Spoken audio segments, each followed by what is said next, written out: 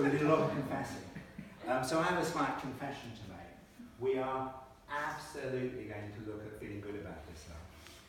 But we're also going to look at the world, what's going on. So it's looking at the context of why you should feel good about yourself and why it's so important to feel good about yourself and your role within the world and what's happening. So we're definitely going to cover that, but confession, because I need to cover it. Just sneak in a bit of other stuff as well. So we're good with that? Mm-hmm. Now, it absolutely does not matter if you've done the vitality test, great. If you haven't done the vitality test, that's cool as well. It doesn't matter. We've got 3 main slots that we're going to explore tonight with interactions and different things going on. We're going to look at the context that we're all living in, the space that we're living in, the world as it is, that we have all magically been born into this moment in time. Stuff that's going on is going on our watch. We've been born here at this time. So we're going to look at the context of where we're living and what's going on. Then we're going to look at the vitality test in your energy and how that might be interacting with what's going on. And then we're going to explore, of which, when you start to see that, you'll think, oh yeah, I can start to feel good about myself here. Or I can start to see why I feel bad about myself. And that might just be made up stuff. And then the final thing we're going to do in part 3 is we're going to explore why I think it's virtually impossible to come out of your childhood with a really good sense of self-esteem. It is actually virtually impossible. And that basically means you're all stuffed. And we're also going to look at what you can do about it. But it's a hypothesis that I put forward, looking at the energies and how they play out, and I hope you find it interesting. So,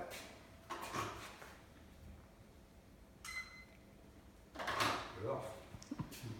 Okay, so the group that we run at the 5 Institutes is all based around ancient Chinese philosophy. As Gina said, my background was 35 years as an acupuncturist, and for various reasons I stopped being an acupuncturist and started doing this full time because I couldn't squeeze everything in. So the main thing that we're doing at the 5 Institute is we're really looking at this issue around kindness, and particularly kindness towards ourselves, and also how do we create a world that's sustainable.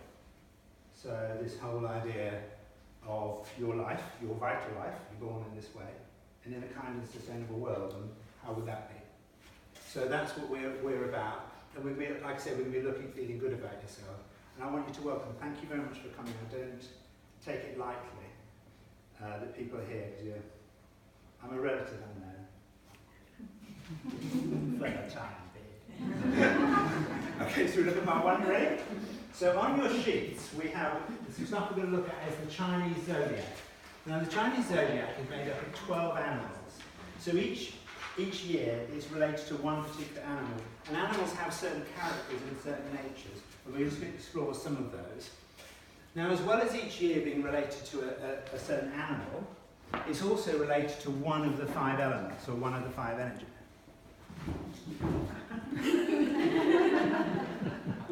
You done? It's also related to one of the five energies. So each year that occurs once every 60 years. So the year that we're in at the moment, which is the Earth Pig, is the last time it was the Earth Pig was in 1959.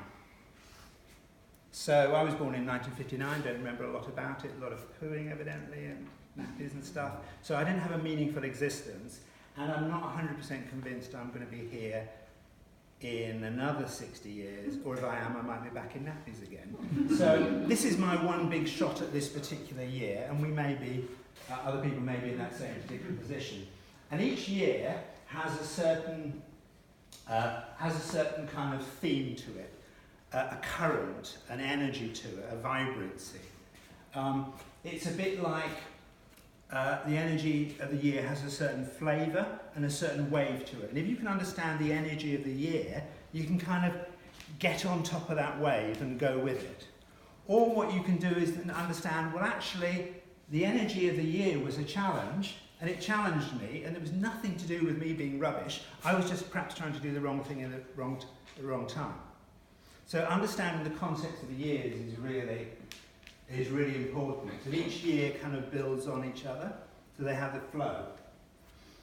The years interact with your stars, however you were born, your stars, east and west, it interacts with your numerology. The year also interacts with something called your essence. And in Chinese philosophy, that is the promise you made when you came to Earth. You said you would do something. Whether you believe that doesn't matter, but there is a sense that we made a promise when we came here to do something.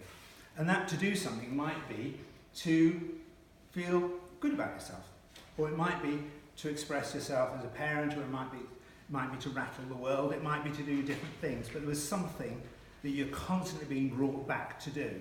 That's the essence. And the year interacts with that essence of who you are. So that sounds kind of confusing.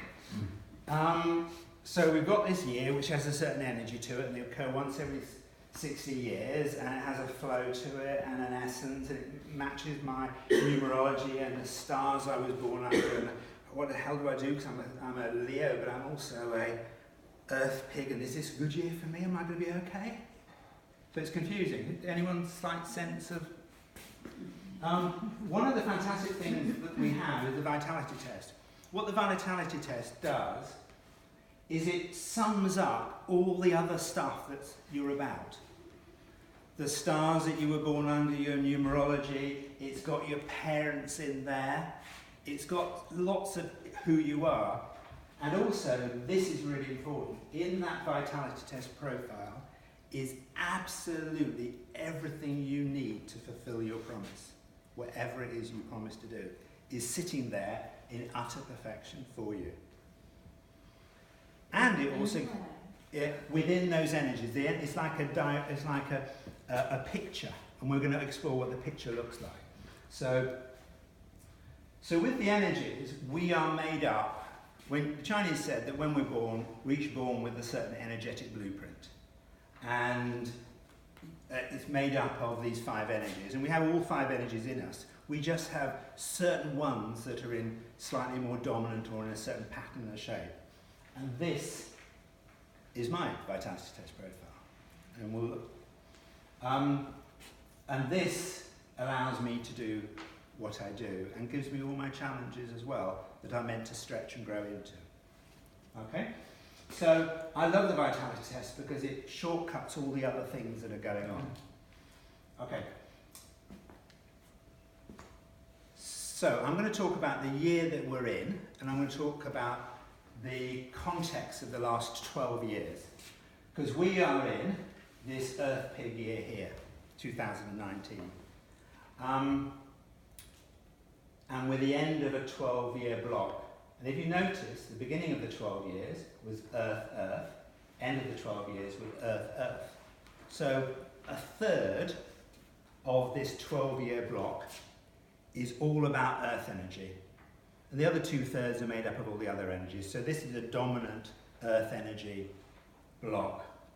So what's Earth energy about? Well, Earth energy is related to late summer. It's those lazy, hazy days where everything starts to slow down. Earth energy is the sense of our ability and our desire to communicate, to understand, to talk, to make sense of things. Earth is our grounding. Earth energy is what this is, a community that comes together to talk, to explore, to do certain things, to work out how do we fit together, how are we together, and this big sense of understanding. Our Earth is also what nourishes us and feeds us and supports us, it's our stability. So this 12 years has all been about getting us to understand ourselves and each other and make sense. And Earth energy is also about how things assimilate and how things come together. So these 12 years have had an energy about bringing things together, assimilating, making sense of understanding. So we've seen the rise in online education.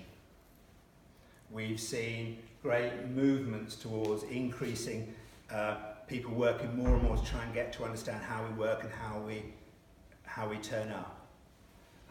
This block of time has also been where we've had our biggest struggles to try, and we've had globalization, this assimilation of where we've all come together. We've also had a situation where we've had groups of people have come together and said, we're in this tribe, and you can be on the other side of the wall in this tribe. So we've had the bringing together of people, but there's been some tribalism going on, some grouping, and at the same time, a whole group of other people that are trying to say, no, we're actually one world, we need to try and sort it out. We've also had a situation where we've seen and come to understand that the planet we're living on is perhaps not invincible in the way that we thought it was. We've started to have an understanding that what we're doing on it is impacting on a greater level. So this year, these 12 years have been all about that. And just pick out a few years that are interesting. Fire monkey, okay? Fire energy is about communication, it's about passion, it's about talking. That's what fire energy is about. Monkeys, they're cheeky people. They nick things, they steal things, and they don't always tell the truth. So we had a fire year where we had mistruths about communication. We had things that were stolen from us, things that were tricked. What happened in 2016? Brexit. We had a big red bus. That was monkey talk. Yeah, absolutely, definitely. And then what monkeys do, say, no, I didn't do that. No, bus wasn't my idea. I don't know.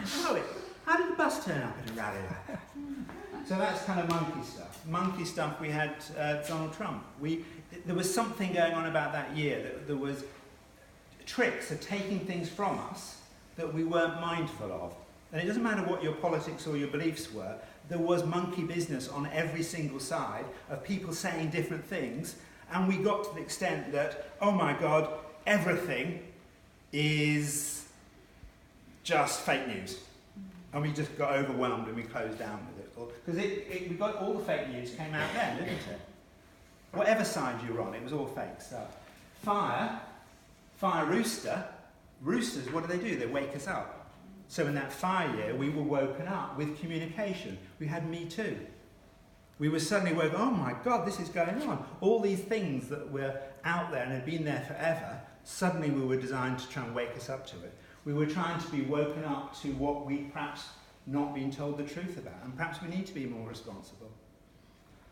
Then in the Earth Dog year, Earth, as I say, that's about people coming together. But dogs are different beasts than pigs. What dogs do is when they come together in packs, they go rah, rah, rah, at each other.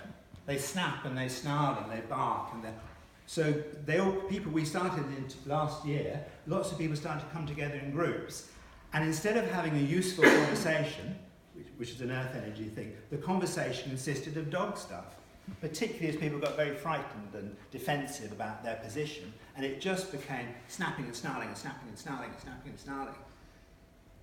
So all the things we were trying to sort out in the world just started snapping and snarling. We didn't get anything done. It was just a year of getting more division between us. In a whole 12 years, when we were meant to be becoming more united. So we kind of blew it. And in beginning of 2018, I said, we need to watch for the barking dogs. Do not buy into them. And I bought into them.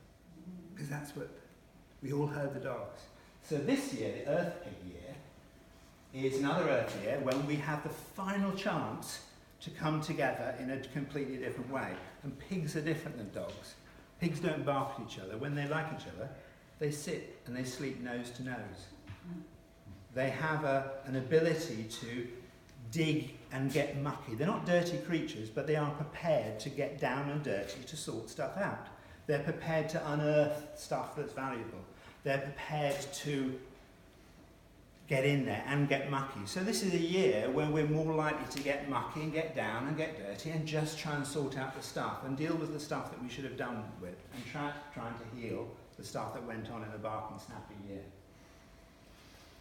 Pigs, every single culture, they often regard pigs as wealthy. So in pig years, you will be richly rewarded for whatever it is that you do. So if you don't do anything, you'll be rewarded for that. If you do something, you'll be rewarded. So this year is a magnification. And it's a magnification of our ability to assimilate and come together. Now, the assimilation and coming together is also about you. These 12 years have been you getting used to living with you, getting to understand yourself, nurturing yourself, looking after yourself, trying to do all that stuff. That's what the 12 years have been about. And this final year is about you unearthing all the last bits of stuff that you need to do to really get to know and understand yourself in a very deep and profound way. Because we then move on to another set of 12 years. Okay? The final year that's really important within this context is 2012. Dragons are, all these other creatures, animals, they're all earthly animals. Dragons are mystical animals. They're the only animals that fly between heaven and earth. And that's what dragons do, is they bring messages from heaven to earth for us. So that was what 2012 was about. And it was a water year. And water is the only energy that leaves its mark on the earth. Think about the Grand Canyons and the glaciers and all that stuff. Every other energy is very transitory, but water energy, it leaves its mark on the earth. So in 2012, you would have been given a message from above about what you were meant to do on earth. A reminder. You'd have been woken up to it a bit in 2017 in a slightly different form. Okay? And we were given certain wake-ups in reminders of what we were really about. In 2012, it was quite, for many people, it was a very spiritual year when they started to try and do things. But there would have been something, potentially, that was going on that you were reminded about. So what I would like you to do is, I'm going to look at that afterwards, just kind of sit within 2s or 3s and look at those 3 questions, okay? Can you, if you can't read it, here's some different sheets. Can you remember what you were told in 2012? Just trying to remember what was going on in 2012 for you. What ideas were coming for you, what opportunities? Oh my God, it's a long way back, I can't remember yesterday. And perhaps what you were retold in 2017. What came back to you perhaps in 2017? Our first thought when we try and do this, I can't remember what I was doing in 2012. Perhaps look at what you're doing now that you love and think, when did you start to think about doing that or get on that path? Because that will also be a hint. Okay? So have a look at that.